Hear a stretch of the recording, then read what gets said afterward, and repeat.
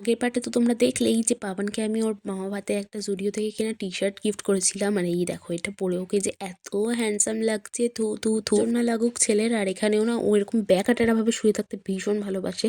যাই হোক, তোমাদেরকে তো আগেই বলেছিলাম আজকে ছিল আমার বোনের ডান্স প্রোগ্রাম জগদ্দল উৎসবে। তো আমি আর মা সেখানে চলে গেছিলাম, আর এখানে বোনের নাচও শুরু হয়ে যায়। থেকে আমরা এতটাই দূরে বসেছিলাম যে বোনকে একদম কুর্তি দেখাচ্ছিল আর ওকে চিনতেও পারছিলাম না। তো এই জন্য পাশের এই স্ক্রিনটা থেকেই ওর ভিডিও করেছি, কারণ ওর ভিডিও করাটা ম্যান্ডেটারি না করলে আমি দিনের শেষে ওর কাছে প্রচুর ঝাড় খাই। নাচ শেষ হয়ে যাওয়ার পরে আমাদের সাথে বাবাও জয়েন করে, আর বোন চলে যায় অদ্ভুত সব খাবার খেতে। এখানে পবাব রোল বিক্রি হচ্ছিল। আমার বোন তো এসব আজগুবি খাবার খাবেই, তো ওর জন্য একটা অর্ডার দেওয়া হয়। আমার বোন খেতে খুব ভালোবাসে, আর তার থেকেও ভালোবাসে আজগুবি সব খাবার খেতে। যেগুলো বাজে খেতে হবে সেগুলোই খেতেও বেশি ভালোবাসে, কিন্তু এটা মোটামুটি ভালোই খেতে ছিল। আর এটা খাওয়ার পর বাবার রিয়াকশনটা তোমরা সবাই দেখো একবার। আর এই দিন আমাদের জগদ্দল উৎসবে আসার কথা ছিল আলবার্ট কাবর, তো তার একটু গান শুনে আমরা বাড়ি চলে আসি। টাটা।